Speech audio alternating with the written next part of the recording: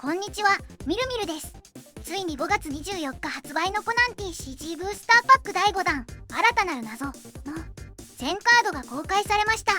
当チャンネルでは情報を追いつつ新カード情報を紹介していましたので、本動画はその動画をつなぎ合わせ、さらに全カード公開されたこともあり、追加の情報も盛り込んだものとなります。また本動画には現在公開中の劇場版名探偵コナン赤眼のフラッシュバックのネタバレを含みます。ご了承の上ご視聴をお願いします。まず新たなる謎 Y 前のボックスから6パック少ない1ボックス18パック入りに変更となり、さらにボックス購入特典として全12種のカードが1枚封入されています。毎玉おなじみとなった青山先生戦画を使用したシークレット P カードは今一番の注目を集める大和勘介と諸伏高明。諸伏高明はテーマデッキ志望の館赤い壁のパートナーカードがテーマデッキの2倍程度に当たる3000円程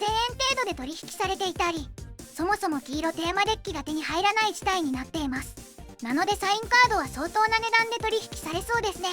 またコナン TCG1 周年を記念してパラレルカードイラストが過去のパックものと比べると極めて収集欲を湧き起こすアニバーサリーイラストとなっています。過去弾と比べると注目度が高く新たなる謎、ちょっと手に入れにくくなりそうな予感がします。続いては新規レアリティかつ新規システムを持つミステリーレアカードについて。ミステリーレアのキャラカードはなんと相手ターン中に現場を離れる場合、一般的なキャラカードと異なりパートナーエリアに移動します。ミステリーレアのキャラはパートナーエリアでも使用できる能力を持っており、現場を離れてもパートナーエリアから現場のキャラを支援できるシステムですね。個人的にパートナーカードに移動したキャラカードを除去するカードが登場すると思っていましたが、新たなる謎では登場しなかったため一度登場するとゲーム中永続的に影響を及ぼすカードとなります。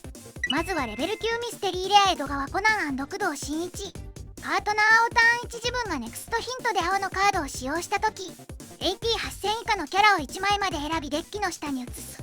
宣言ターン1相手の現場にいるキャラを1枚まで選びターン終了時まで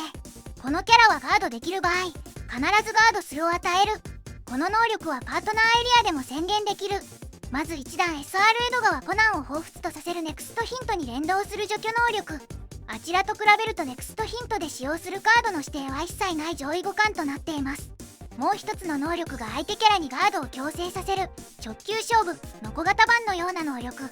青はレベル8や7のランといった相手キャラをコンタクトによってリムーブすることで能力を発動するキャラが多いため非常に有用そうな能力ですね。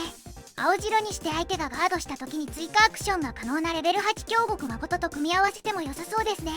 さてミステリーレアのキャラは複数のキャラがコンビを組んでおり名称や特徴を兼ね備えている特徴があります。つまりこのカードは江戸川コナンでもあり工藤新一でもあるようです。なのでこの江戸川コナン工藤新一のミステリーレアカードは診断軸であっても少年探偵団軸であっても採用が検討できるカードとなっています。続いて緑はレベル9ミステリーレア服部英二遠山和はパートナー緑宣言ターン1レベル8以下の緑キャラ1枚をアクティブにするか突撃を与える。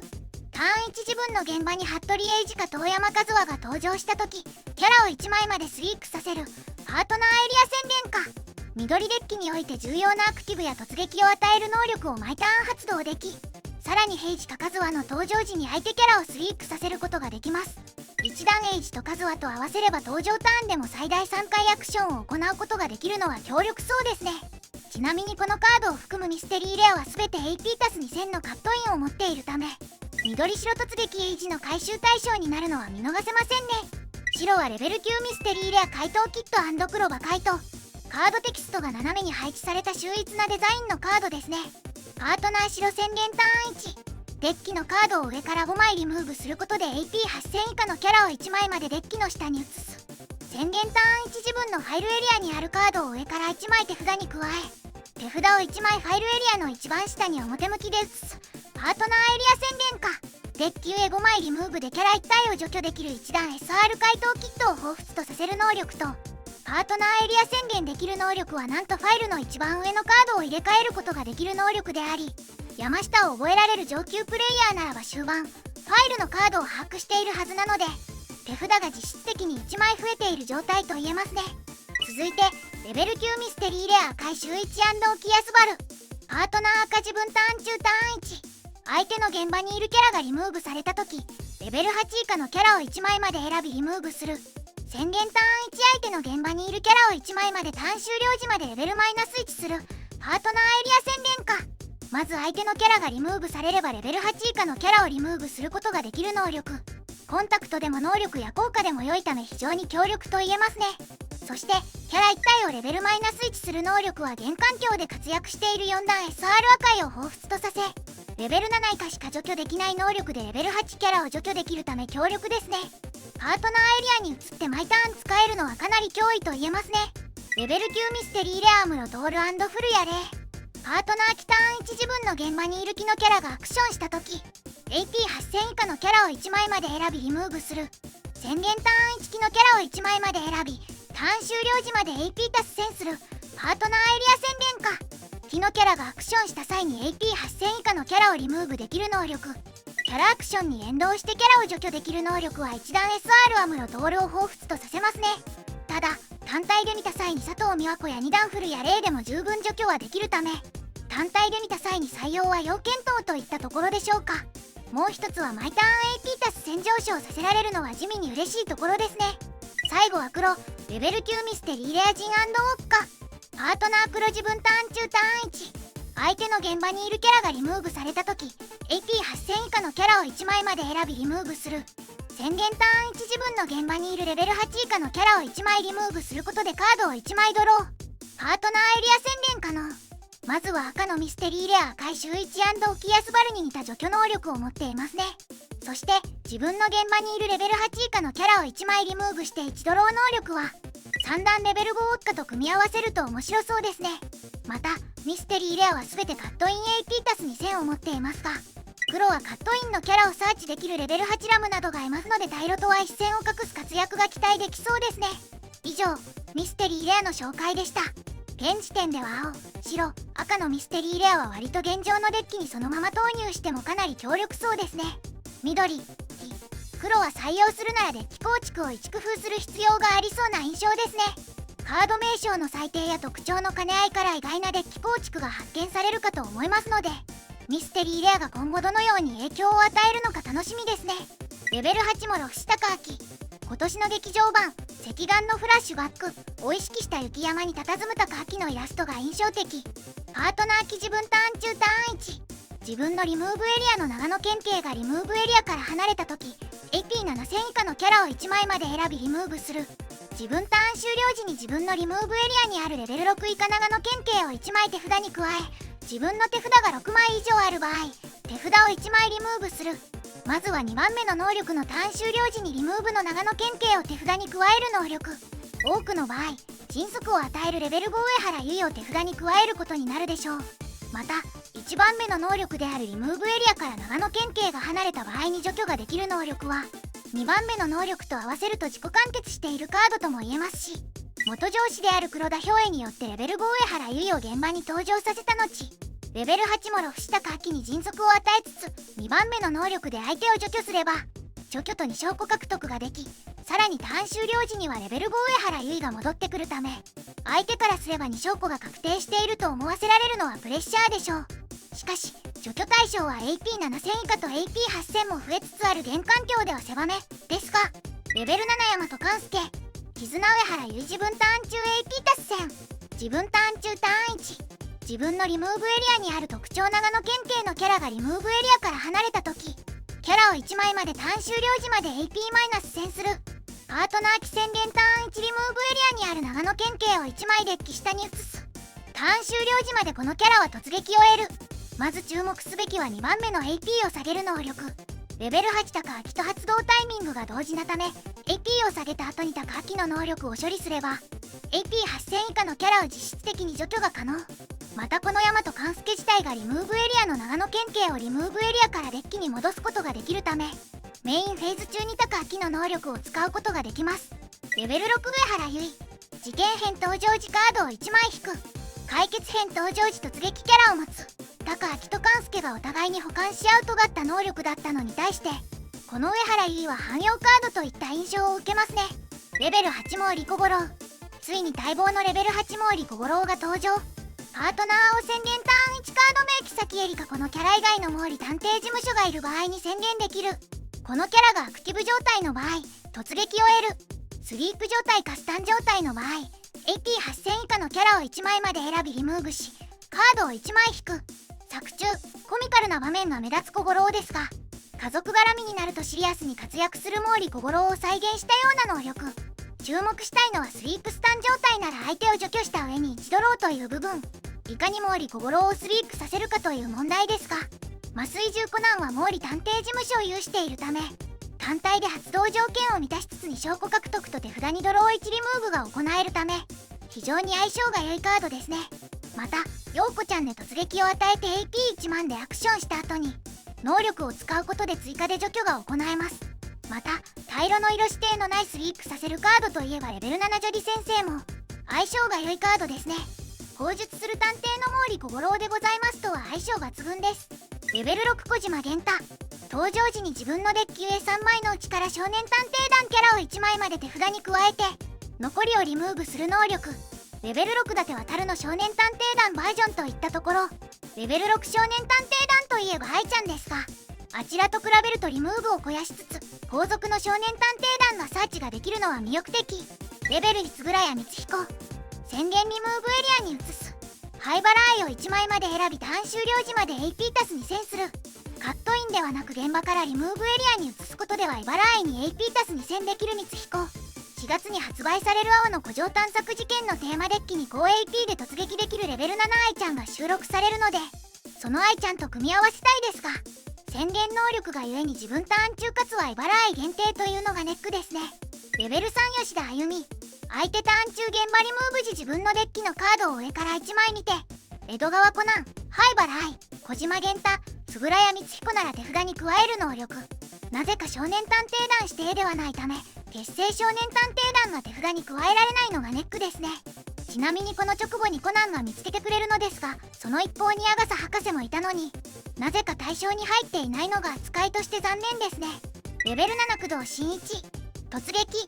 ターン終了時このキャラがスリープ状態で現場にいる場合このキャラを手札に移しリムーブエリアのレベル3以下のコナンをスリープ状態で登場させる能力。原作のパイカルや解毒薬の効果が切れかける新一を再現した能力ですね。現状レベル3以下の江戸川コナンは2弾で収録されたカットイン AP+3000 のコナンしかいませんが同パックに扱いやすいレベルにコナンが収録されます。レベル3以下のコナンになってしまうとはいえ毎ターンレベル7の突撃キャラが登場させられるのは個人的に強力かと思います。レベル7大岡もみじ。宣言スリープ。自分の現場のキャラ1枚に1枚裏向きセット。パートナー緑。宣言ターン1。現場のキャラに裏向きセットされているカードを合計2枚リムーブすることでレベル7以下のキャラを1枚まで選びリムーブする。2弾で収録された木刀エイジのコンボとなるレベル6合気道数はを意識したような大岡もみじのカード。木刀エイジ自身の能力とこのカードの能力で相手のキャラを除去しつつ木刀エイジは2回アクションができますね。レベル5よりもが登場時相手の現場のキャラを1枚まで選び相手のデッキのカードを上から1枚裏向きでセットする。宣言スリープリムーブエリアに移す。手札かリムーブエリアのレベル6以下の大岡もみじを1枚登場させる。能力的には2段の大岡もみじをサポートするような能力になっていますね。ただその大岡もみじ自体がそれでも使いにくさが否めませんが、レベル7黒馬海斗。絆中森青子。自分の現場にいる中森青子は相手の能力や効果によって選ばれない。ターン1このキャラがアクションした時自分のリムーブエリアにあるレベル5以下の白キャラを1枚まで登場させる。まず中森青子を相手の能力や効果から選ばれなくする能力。1段 SR の中森青子が相手の AP をゼロにする強力な能力を持っている割に能力や効果への耐性がなかったためそれを補える黒馬海斗はかなり強力かと思います。またアクション時にリムーブエリアのレベル5以下の白キャラを登場できます。レベル5以下といえば無難にレベル4。レベル5の鈴木園子を登場させられますね。レベル5の工藤優作を登場させて相手のキャラをスタンさせるというのもありかもしれませんね。レベル6中森青子。宣言ターン1手札から怪盗キットを1枚公開してデッキの上に移す。黒馬海斗1枚にターン終了時まで突撃を与える。手札がとりあえず1枚減るものの黒馬海斗に突撃を与えられる中森青子。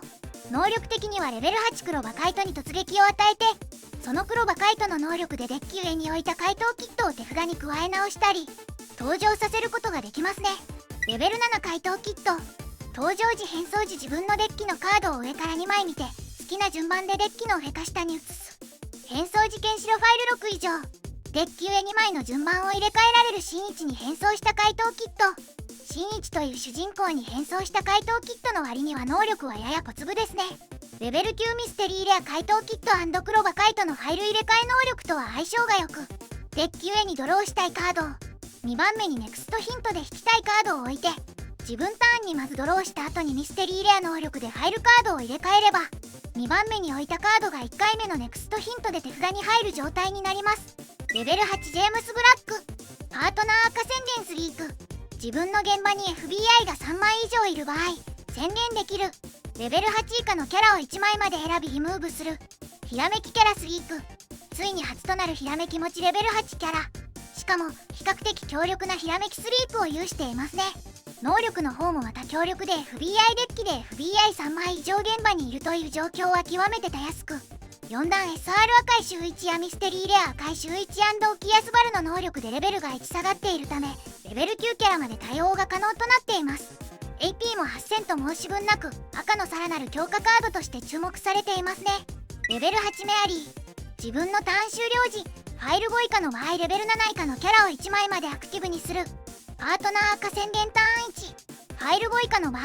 宣言できるキャラを1枚まで選びリムーブする。レベル7セラマスミを思わすファイル5以下で有効になる能力を2つ持ったメアリー。レベル7セラマスミは割とクロート好みのカードで最近研究されつつあるカードですので、新たなデッキタイプの誕生に期待ですね。レベル2赤い周1。カットインパートナー赤 AP 達戦。赤単色事件なら1ドロー。なんと意外な2枚目のレベル2赤い周1。レベル5羽田周吉の宣言能力の的中率が上昇しそうですね。能力は AP 達戦。1ドローのカットイン。受けのコンタクト時に相手に AP 足す2000のカットインを使わせるために、このカードをカットインするといやらしいかなと思います。能力的にはハンデスデッキと相性が良さそうですね。レベル5キアスバル。自分ターンのメインフェーズ開始時に手札を1枚リムーブすることでリムーブエリアにある赤い周1から絵を1枚まで手札に加える。メインフェーズ開始時に能力が使用できる一風変わったオキアスバルのカード。登場させたターンでは能力を使用できないのがネックでしょうか。個人的にはレベル5羽田周吉の方が強力と思うのですが、他のカードに期待ですね。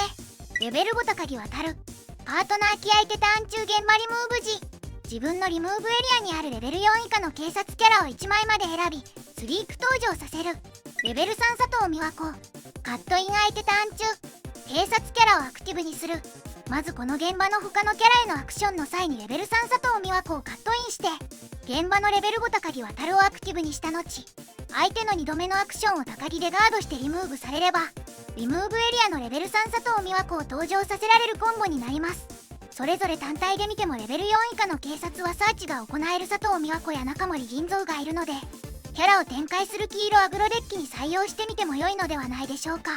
またレベル3佐藤美和子のアクティブにする能力も相手のアクションの計算を狂わせることができますね。レベル2白鳥任三郎。宣言デッキの下に移す。自分のリムーブエリアにある木のイデントを1枚まで選び手札に加える。レベル2にしてはかなり汎用性の高い能力を持っており、プライベート愛やアムロの一撃、変わったところではキャラ登場と突撃が同時に行える空上の剣なんかも回収したいところですね。レベル5立て渡るのアクション簿に登場させて能力を使用しても良いかもしれませんね。レベル2千葉和信。こちらは無難な AP 足す2000カットイン。一応千葉和信は米原桜子という専用サポートカードがいますが、ファンデッキを構築してみても良いかもしれませんね。レベル6バーボン。宣言スリーク手札からカットインを持つレベル5以下の黒キャラを1枚まで登場させる。青のレベル6愛ちゃんのようなバーボン。登場させたいキャラの筆頭はレベル5シェリーですかね。クロートに人気がある黒アグロデッキには採用を十分に検討できる1枚とはいえ、正直青のレベル6愛ちゃんはコナンを出したら1ドローのような効果があってくれてもなぁとも思います。レベル2ベルモット。黒4枚目となる AP 足す2000レベル2キャラ。レベル3弁滝藤平。誰だよ。チョリの強くと花見の穴の回で登場した花見客の一人ですね。宣言デッキの下に移す。自分のデッキのカードを上からバーボンが出るまで1枚ずつ公開し、それを手札に加える。能力を見ればわかる通りバーボンの変装した姿ですね。バーボンはハンデスバーボンと迅速のバーボンが存在するため、狙ったいずれかを引けるような構築にしたいところですね。また先ほど紹介したレベル6バーボンも専用構築ではキーカードとなりそうなため、確実に手札に加えられるこのカードは結構光るものがありそうです。またワンショットできそうなレベル8バーボンもサーチ対象なのでかなり強いかもしれません。レベル5弁滝本へ。誰だよ。お察しの通り変装したベルモットです。相手ターン中相手の能力や効果によって手札からこのカードをリムーブした時、このキャラをリムーブエリアから登場させてもよい。登場エピソード的にはハンデス処理対策といったところでしょうか。一応4段 SR レベル8新1の対策にもなりますね。ただ正直ピンポイントすぎるかなと。レベル7木崎エリ。登場時このキャラをスリークさせることで手札からレベル6以下の工藤新一か毛利探偵事務所キャラを1枚まで登場させて1ドロー。絆毛利小五郎宣言ターン1手札を1枚リムーブする。このターン中毛利探偵事務所のキャラのアクションに相手はカットインできない。あまり両カードに恵まれなかった木崎エリですが能力的に結構強力そうですね。まずレベル6愛ちゃんのような手札からキャラを1体登場させることができる能力。原作では木崎エリと新一はあまり接点がないのですが新一まで能力の対象となっています。登場させたいキャラは1段レベル6新一や3段レベル5コナンといったところでしょうか。そして効果付き事件カード非連合し SOS。 解決編手札1枚リムーブ。解決編宣言ターン1証拠3つ表向きにする。自分の現場にいるレベル5以上の毛利小五郎を1枚まで選び、ターン終了時まで突撃キャラとグレッドを与える。毛利小五郎をサポートする能力付き事件カード。裏向きの証拠3つとゲーム中一度発動できるかどうか難しい部分ですね。その分レベル8毛利小五郎とは相性抜群の効果となっており、突撃キャラそして青のカードとしては初となるグレッドを与え、アクション後に能力でキャラリムーブと1ドローもできますね。レベル2服部エイジ。カットインパートナー緑。 AP 達成。事件が緑単色なら1ドロー。真理のパートナーで登場した河本氷河の能力的に望まれていた待望のレベル2服部エイジが登場。また緑は平時と数早い連投がうまく噛み合わないとうまく動けないため AP が1000低い相手キャラとのコンタクト時にとりあえずカットインして手札入れ替えができるのは嬉しいところですね。レベル5遠山和は登場時自分のデッキのカードを上から1枚公開する。公開したカードが服部エイジか遠山和和なら手札に加えてもよい。公開したカードを手札に加えなかった場合裏向きでこのキャラにセットする。サーチ範囲が狭くさらにセットできる対象がこのカード自身というのが気になるところですね。レベル4大滝五郎。現場リムーブ時コンタクトによってリムーブされた場合スリープ状態を1枚までスタンさせる。1段大滝五郎をスリープからスタンにした能力ですね。スタートデッキレベル4回答キットと比較すると条件がコンタクトによるリムーブ限定になったことでレベル制限がなくなったような感じですね。レベル4クスカワ探偵。誰だよ。服部エイジ絶対絶命の回で登場したギャンブル好きなクス川探偵です。自分の現場にいる探偵のキャラはスリープを含むコストを支払う代わりにこのキャラを現場からリムーブすることで宣言能力を宣言できる。コストの支払いを肩代わりできるかなり特殊な能力のカード。狙い目としてはターン1がない宣言能力持ちの探偵のキャラとの組み合わせ。現在それに当てはまるカードはこちらの4枚。レベル6工藤新一はアクションできる LP0 キャラと組み合わせて使えば3回アクションが可能。こちらの工藤新一はレベル6以下の毛利蘭2体に突撃を与えることが可能。レベル6茂木春文はレベル7以下のキャラを2枚スタンさせることができます。レベル8アムロ徹についてはデッキのカードをリムーブできない関係上能力が使用できるかどうかは最低待ちですね。レベル8服部平蔵。パートナー緑宣言ターン1。自分か相手のキャラに裏向きでセットされているカードを1枚リムーブした場合 AP8000 以下のキャラを1枚まで選びリムーブする。宣言スリープ自分の現場にいる警察キャラ1枚までと相手のキャラを1枚まで選び持ち主のデッキのカードを上から1枚裏向きセットする。まず1つ目の能力は裏向きセットカードを除去に変換する能力ですね。2つ目の能力はレベル6服部平蔵とは相性が良いものの警察キャラが現在それほど裏向きセットと相性が良いわけではないで今後の新カードに期待ですね。レベル6工藤優作。絆工藤ゆき子自分ターン中 AP+3000 突撃。絆工藤新一宣言ターン1手札を1枚リムーブするか自分キャラにセットされているカードを1枚リムーブする。自分のリムーブエリアにあるレベル3以下のキャラを1枚まで選び登場させる。2つの異なるカード名を指定する2つの能力を持つ工藤優作。妻である工藤由紀子がいると AP6000 の突撃キャラとなり、息子の工藤新一がいると指定なしでレベル3以下のキャラをアクティブ登場させられる。レベル6にしては破格の性能を持っていますね。注目したいのは2つ目の能力でレベル2工藤新一を登場させていれば先行3ターン目にキャラを展開できるためかなり強力そうです。また現在配布されているプロモパックボリューム6に収録されている工藤由紀子を使用すると1ターン中に2つ能力を使うことができるのも見逃せないところですね。レベル2工藤由紀子、レベル2キャラとして工藤由紀子が登場。ミステリートレインでベルモットことシャロンと対峙する印象的なシーンが使われていますね。レベル8白馬サグル、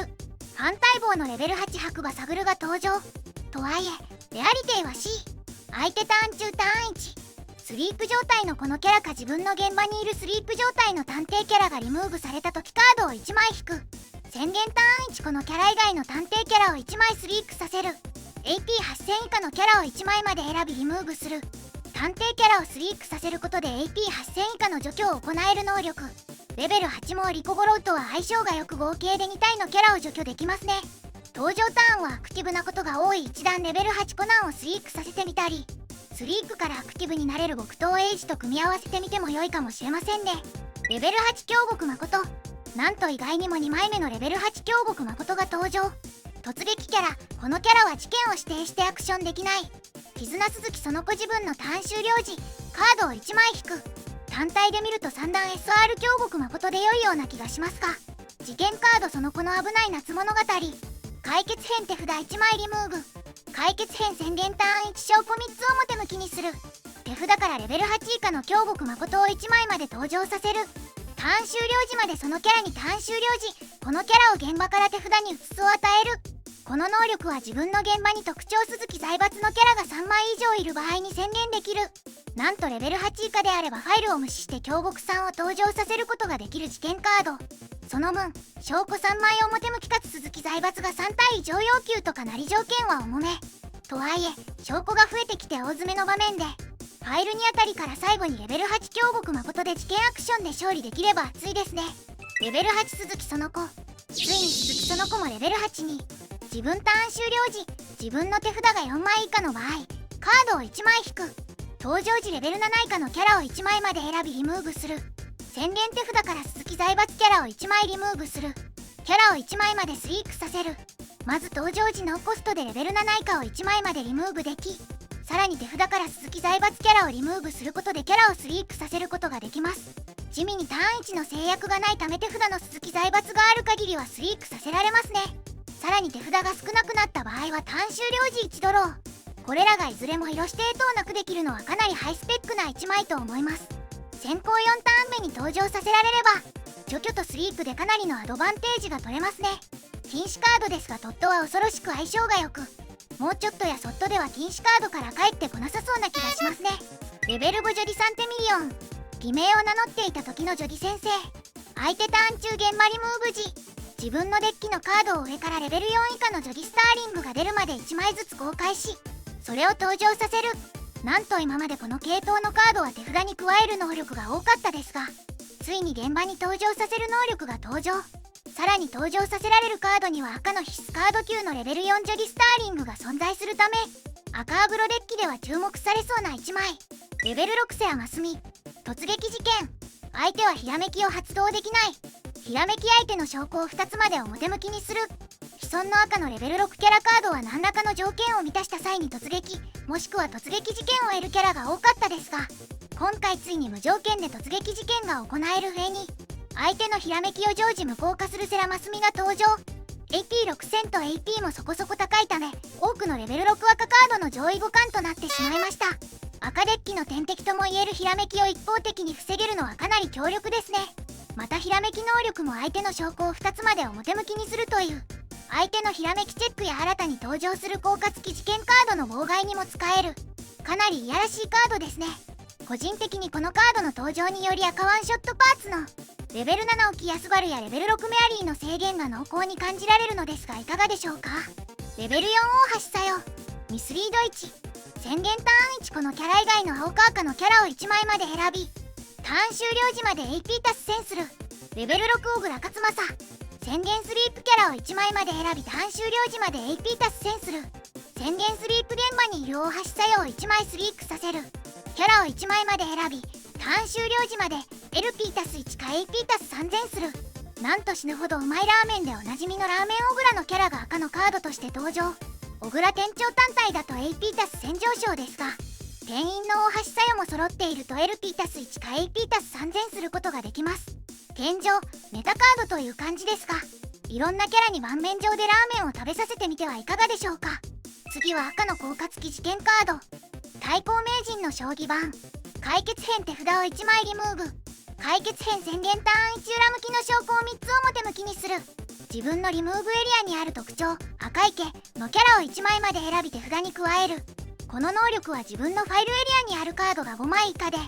自分の現場に赤池キャラが3枚以上いる場合に宣言できる。裏向き証拠3つ赤池キャラ3枚以上、そしてファイル5以下という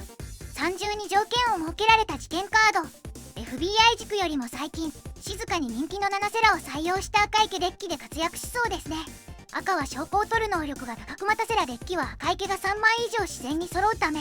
発動条件はさほど苦労しなさそうです。また CT のイラストも公開され、事件カードでは初となるイラスト違い仕様となります。また使用されているコマものんきな赤池が描かれているシュールなシーンなので、コレクションアイテムとしてもぜひゲットしたい1枚ですね。今回はここまで。次回は黄色や黒が中心になるのでしょうか。楽しみですね。レベル6アムロトール。登場時手札からレベル4以下の黄色キャラを1枚までスリーク登場させる。警察のキャラを登場させた場合カードを1枚引く。喫茶ポアロのキャラを登場させた場合そのキャラをアクティブにする。カットインパートナー機解決編 AP 達戦。カードを1枚引く。レベル6赤い週一を思わすアムロトールが登場。レベル4のキャラといえば警察キャラの佐藤美和子を出した場合手札を減らさずサーチが行えるのが強力ですね。またレベル7アムロトールの能力によって登場させることも可能ですので、一気にキャラを3体展開できるのは強力そう。ところでレベル4の喫茶ポアロキャラは存在しなかったのですが、レベル4への元あずさ、レベル6アムロトールの能力に対応したレベル4喫茶ポアロのあずささんが登場。登場時自分のデッキのカードを上から3枚公開する。相手はその中からイベントか喫茶ポアロキャラを1枚選び手札に加える。イベントか喫茶ポアロキャラというやや対象が狭く、さらに手札に加えるカードは相手が選ぶため、喫茶ポアロデッキ以外のデッキでは採用は難しそうですね。レベル6カイクロと長野県組初登場回にあたる風林火山迷宮の鎧武者の事件で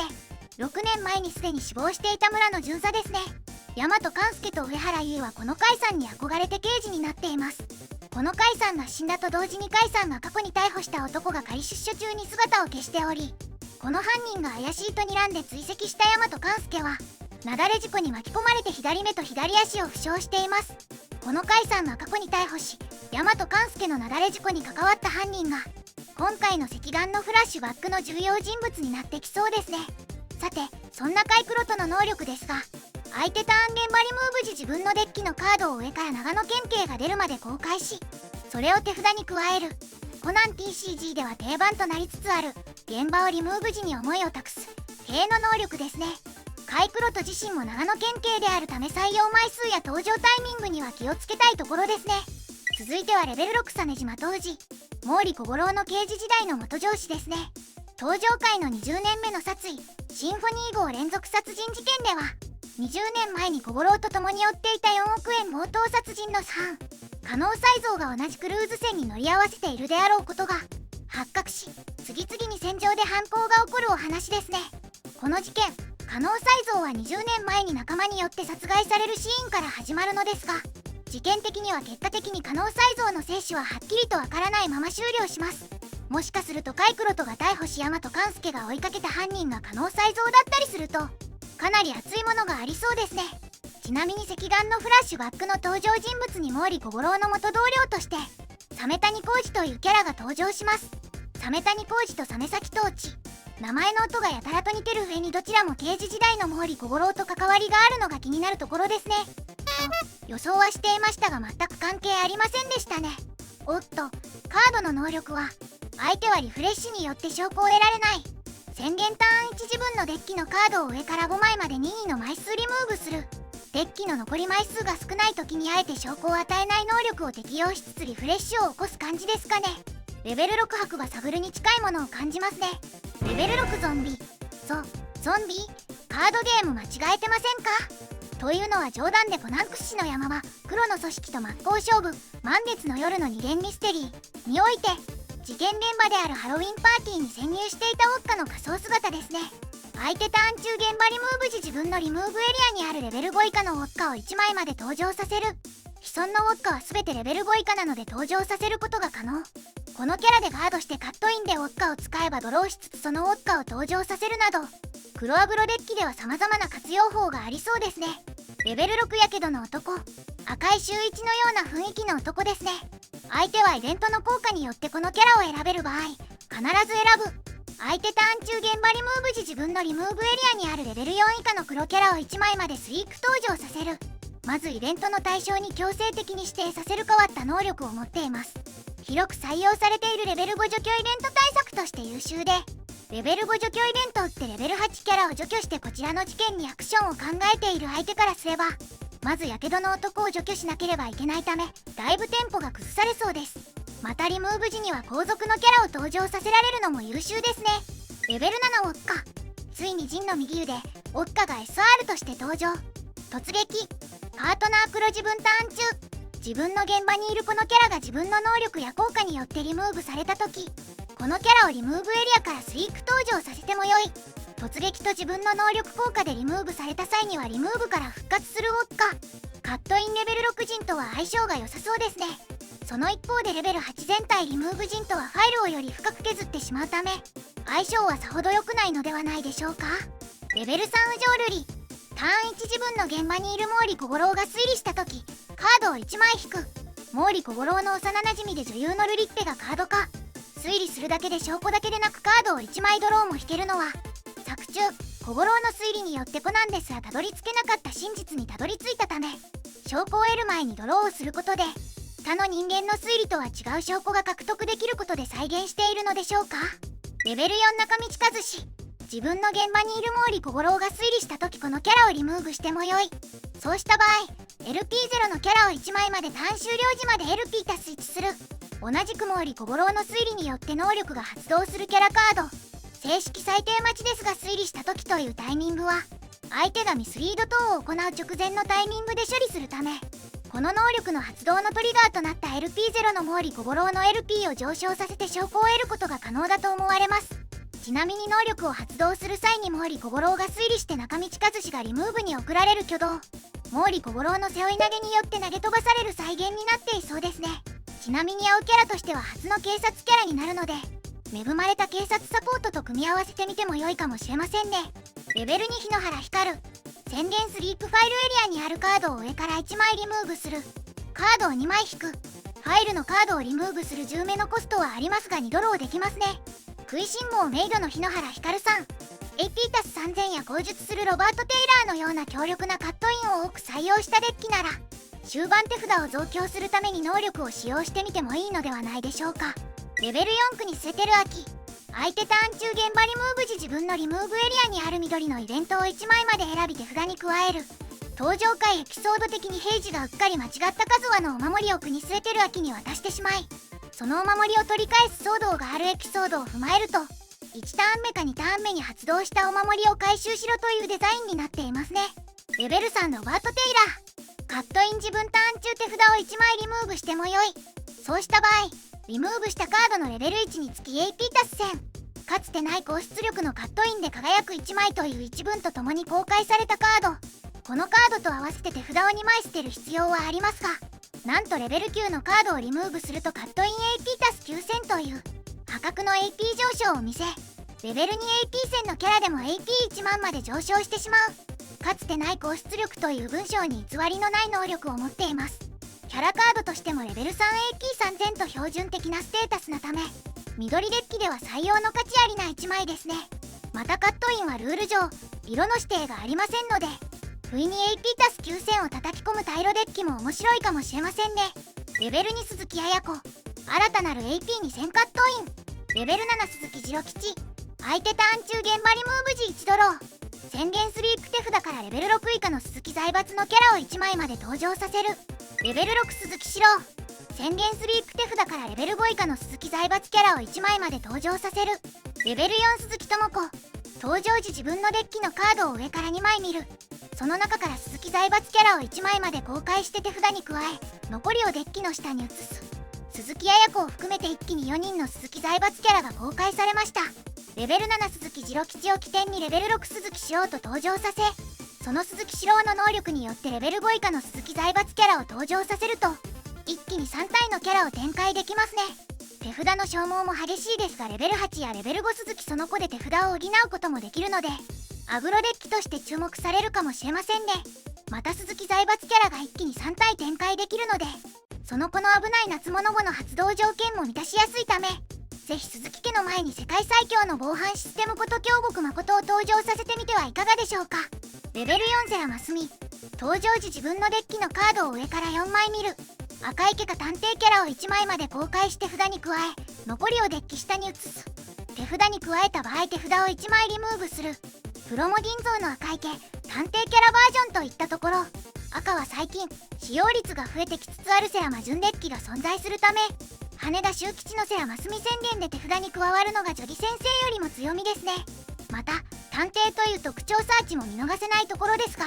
探偵しか使えない事件カード集められた名探偵では必須カードと言えます。レベル4羽田秀吉。ミスリード1。ターン1。相手のキャラが推理した時手札を1枚リムーブしてもよい。そうした場合、ターン終了時までそのキャラを LP-1 する。実質ミスリード2の羽田秀吉。ターン1のルール上、まずターン1の LP-1 から使用するかしないか宣言しないといけないため、地味にルール上癖のあるキャラですね。レベル6中森青子を調整したような能力となっています。レベル7風見優也。絆フルや冷突撃キャラ。相手ターン中現場リムーブ時自分のリムーブエリアにあるレベル6以下のフルや霊をスリーク状態で登場させる。注目したいのはレベル6フルや霊を登場させるリムーブ時能力。現状レベル6以下のフルや霊はいずれも癖が強いキャラばかりといった感じですね。テーマデッキに収録されるレベル6フルや霊を登場させて開始のターンでコンタクトで相手キャラをリムーブできれば証拠を得られるので、組み合わせるのならこのフルや霊が第一候補ですかね。レベル2黒田兵衛。カットイン自分ターン中手札を1枚リムーブしてもよい。自分の現場にいる警察キャラ1枚につき AP 達成。黄色デッキは基本的に警察キャラのみで構築されることが多いので、最低でも AP 達成はほぼ確定しており、レベル8黒田兵衛。能力でレベル5以下警察登場。レベル8佐藤美和子。レベル7高木という黄色としては普通の展開を行った場合でも AP 足す4000が確定する破格の性能ですね。自分ターン中 AP 足す3000カットインはすでにフルや霊が存在しますが、あちらはレベル3でこちらはレベル2というのが大きな違いですね。キャラとしても扱いやすく、カットインもかなり強力なため、ますます7変装キットの立場が弱くなりそうです。レベル8諸伏弘光。公安として活躍するヒロのカードが登場。イラスト的に2段フルや霊とつながる警察学校組ファン筆形の1枚。登場時手札から4枚まで好きな順番でデッキの下に移し、デッキをシャッフルする。移した枚数と同じ数のカードを引く。ターン1自分の現場にいる警察のキャラがアクションした時、AP7000 以下のキャラを1枚まで選びデッキの上に移す。まず登場時に手札の大部分を入れ替えることができる能力。羽田秀吉と違い戻してシャッフルしてドローするので同じカードを引く可能性があるのは注意ですね。また警察キャラのアクションに反応して AP7000 以下のキャラをデッキ上に移せる能力。このキャラ自身は突撃などを持っておらず、最近は AP8000 のキャラも珍しくなくなったため、若干除去能力に響き差が否めませんが、デッキ上にレベル7キャラをデッキ上に戻せた場合、レベル8フルや霊の操作がほぼ確定します。また同パックに収録されるレベル7大和勘介は相手キャラを AP-1000 しつつ突撃ができるため、なんと長野県警でもないのに面識のない高明の弟と相性が良い不思議なシナジーがあります。一方兄である高明とはあまりシナジーがありません。惜しいところです。レベル5スコッチ。事件編突撃キャラ。カットイン解決編 AP+2000。事件編と解決編で能力が異なるキャラは増えてきましたが、事件編では突撃キャラ、解決編だと AP+2000 カットインという一風変わった能力のスコッチ。レベル 5AP5 戦突撃キャラで LP1 はそこそこ強力なステータスですね。また同パックに収録されるレベル6バーボンによって手札から登場できたり、カットインを持っているためシェリーやラムの能力の対象になるため、構築によってはレベル5突撃ウォッカよりも優先して採用もあり得るのではないでしょうか。そして待望の黒多色事件として赤黒事件裏切りの制裁とピクロ事件裏切りの矛先が公開されました。一部の予想ではジンと FBI や警察が協力する現場が想像しにくいため、安直な多色事件にならないと思われていましたが、安直な多色事件になりましたね。赤には能力のコストや能力として雷を指定するカードがいくつかあるため、その能力が実行できるようになりました。レベル6小島源氏、源太のお父さん。相手がミスリードした時、ターン終了時までこのキャラを AP+3000 する。ひらめき自分のリムーブエリアにあるレベル6以下の小島源太を1枚まで登場させる。しらばっくれようとした犯人に対して激高したシーンを再現したような能力ですね。どちらかというとひらめきの方がユニークで、リムーブエリアにあるレベル6以下の源太を登場させられます。一段源太は範囲はやや狭いですが、登場時に相手キャラをスリープできるので、源太ファンデッキを組んでみても良いかもしれませんね。レベル6つぶらやあさみ。登場時デッキのカードを上から青のイベントが出るまで1枚ずつ公開し、手札に加える。青のイベントを確定でサーチできる光彦のお姉ちゃんですね。少年探偵団を採用したアグロデッキではレベル7イベントを平らにして、確定でイベントカード少年探偵団をサーチしても良いかもしれませんね。レベル3女傭兵。良い方のニセ小五郎。ミスリード1。現場にいるこのキャラは毛利小五郎としても扱い、特徴探偵を持つ。現場に登場させると探偵を得つつ毛利小五郎になる一風変わったキャラ。カード名が毛利小五郎になるため沖野陽子といった毛利小五郎サポートカードも使えます。意外とレベル 3AP3000 ミスリード持ちなため、カード自体の性能は悪くない感じですね。レベル5森達夫。災難な方のニセ小五郎。相手ターン中現場リムーブ時、自分のデッキのカードを上から毛利小五郎が出るまで1枚ずつ公開し、手札に加える。作中、真犯人に毛利小五郎役を演じるために急遽雇われて、犯行中にトラブルになり、後で来る本物の毛利小五郎にチクろうとして殺された動きをゲーム中に再現できますね。偽物でありながらレベル 5AP6000 は地味に強力ですね。このカードを採用するなら狙った毛利小五郎が手札に入るように毛利小五郎の種類は少なくすると良いかもしれませんね。レベル4魔剣。カードゲーム間違えてませんか？相手ターン中 AP+2000。正体はまるで燃え盛るように赤く光っている犬ですね。レベル4にしては突撃キャラのアクションを受けられる AP6000 になるのは優秀ですが、自分のターンではただの AP4000LP0 のキャラになっちゃいますね。レベル4松田左文字。このキャラが推理した時レベル5のキャラを2枚までと、レベル7キャラを1枚まで選びターン終了時まで AP+1000 する。テレビドラマ探偵左文字の主人公、松田左文字。居合抜き探偵である彼の見せ場は、刀を抜いて犯人に一句歌うシーン。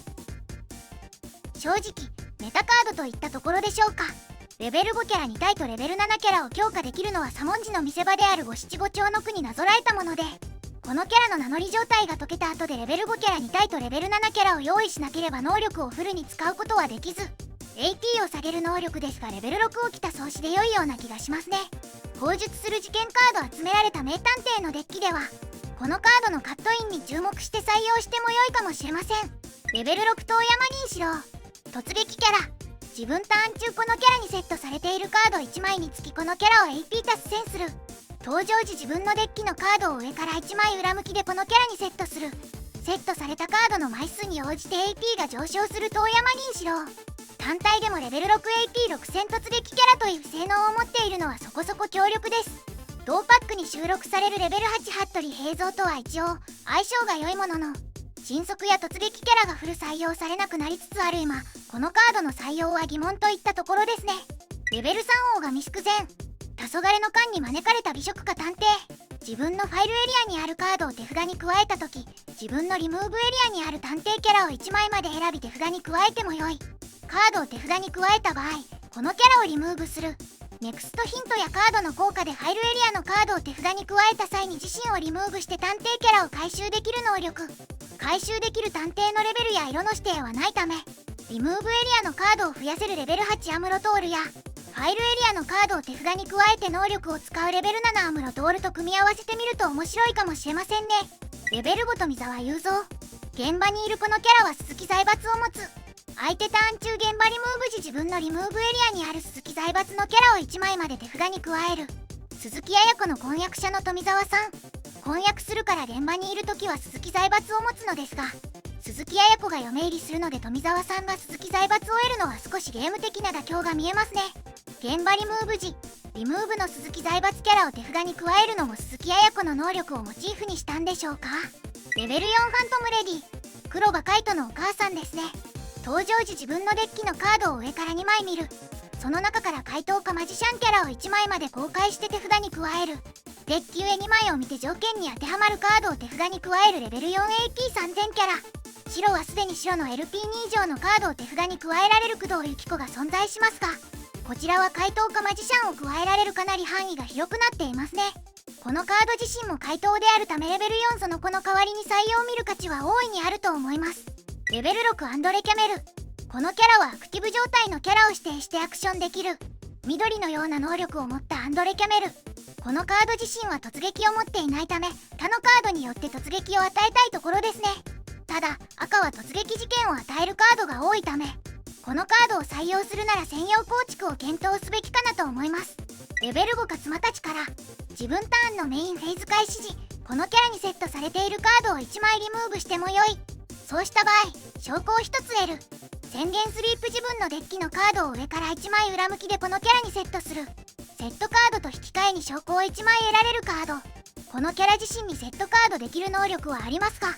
AP5000 スリープキャラを相手がミスミス見逃してくれるかは疑問ですね。狙うならこのキャラ以外の能力や効果でセットしたいところです。レベル4ジョディスターリング。解決編相手のターン終了時、自分の現場にいるキャラが2枚以下の場合、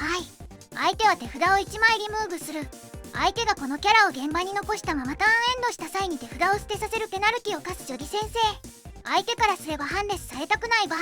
このキャラを除去しなければいけないため、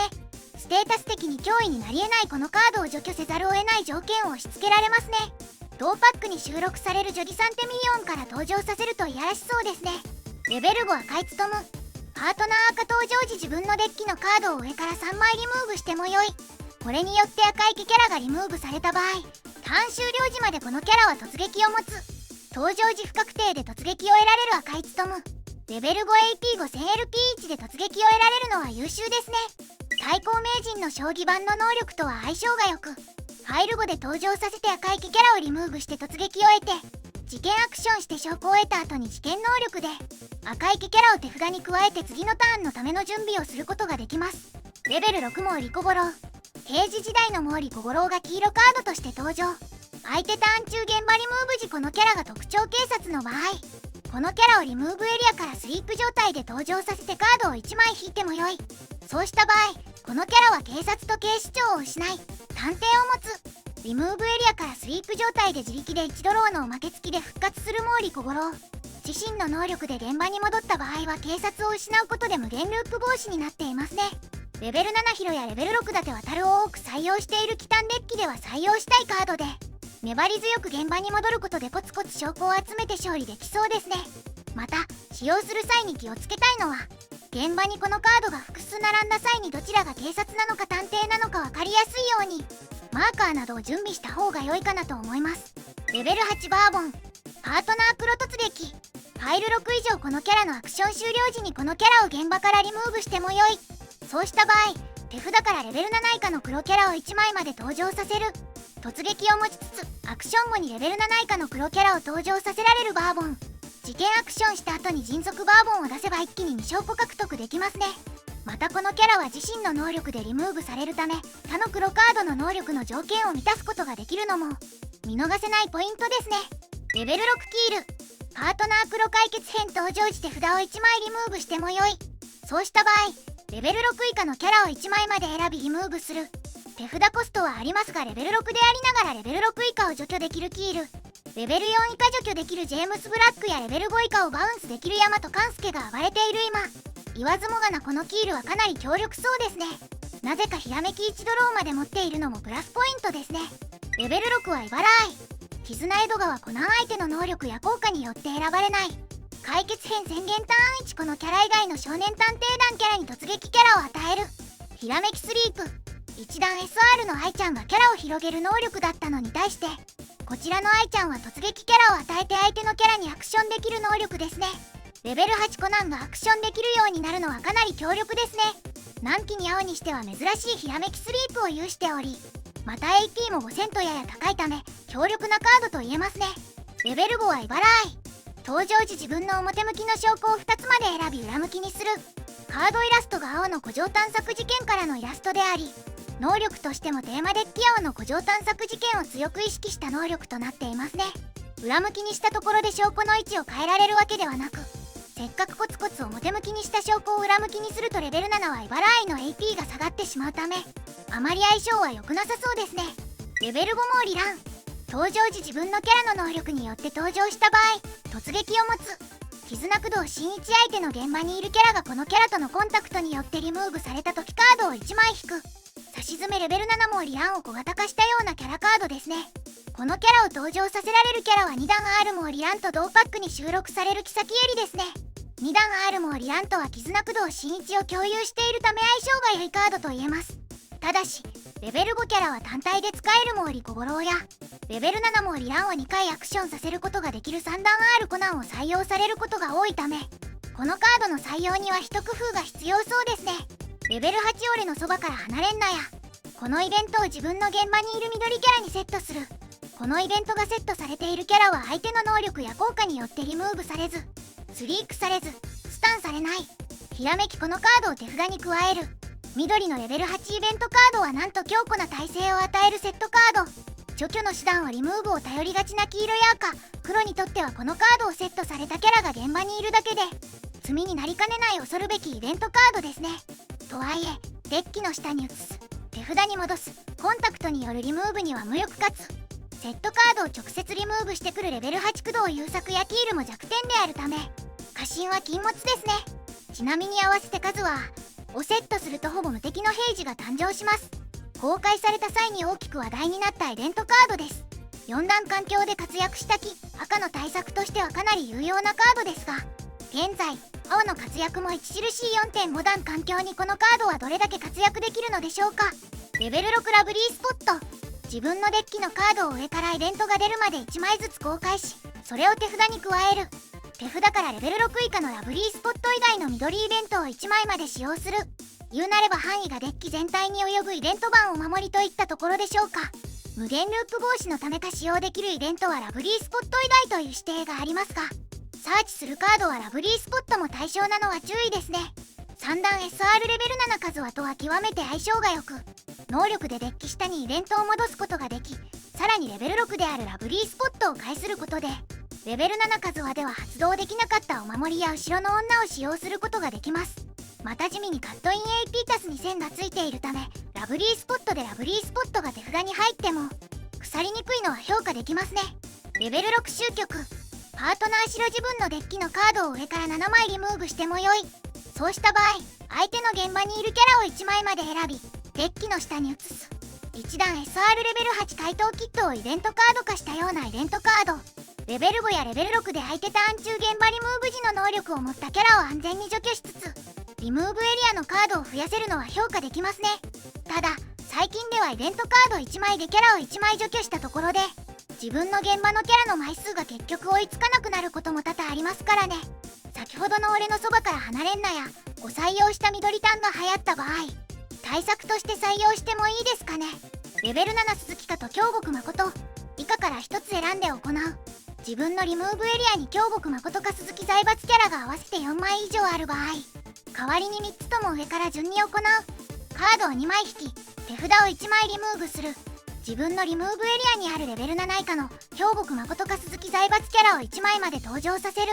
レベル7以下のキャラを1枚まで選びスリークさせる。イベント名がそのまんまの1枚。基本的に3つの効果を行える状態で使用するのが基本になるイベントカードになるでしょう。そうすると手札の入れ替えを行いつつレベル7以下の京極誠か鈴木財閥キャラを登場させ、さらにレベル7以下のキャラを1枚までスリークさせられますね。登場させたいキャラはレベル7の京極誠で相手キャラにコンタクトを仕掛けるか、レベル7鈴木次郎吉を登場させてそこから一気にキャラを展開させていきたいところですね。先日公開した鈴木財閥デッキで採用してみましたが、そのこの危ない夏物事はやや相性が悪いような気がします。赤イベントレベル6威嚇射撃。このイベントは自分の現場にいるキャラが相手の現場にいるキャラよりも少ない場合に使用できる。キャラを1枚まで選びリムーブする。一般的に除去イベントを発動する際は自分のキャラが相手キャラよりも少ない時に打つため、発動条件はさほど苦労しなさそうですね。またレベル6ということで除去イベントよりもレベルが1高いですが、その代わりパートナー色指定がないため4枚目の除去イベントとして採用しても良いかもしれませんね。レベル 6FBI 自分のデッキのカードを上から5枚見る。その中から FBI キャラを1枚まで公開して手札に加えて残りをリムーブエリアに移す。手札からレベル6以下の FBI キャラを1枚まで登場させる。青の絵取材を FBI 専用にしたようなイベントカードですね。青と比べると赤はリムーブエリアを参照とするカードがあまり多くなく、また手札に加えられるカードに縛りがない諦めるなよ秀美の方が個人的には良い気がしますね。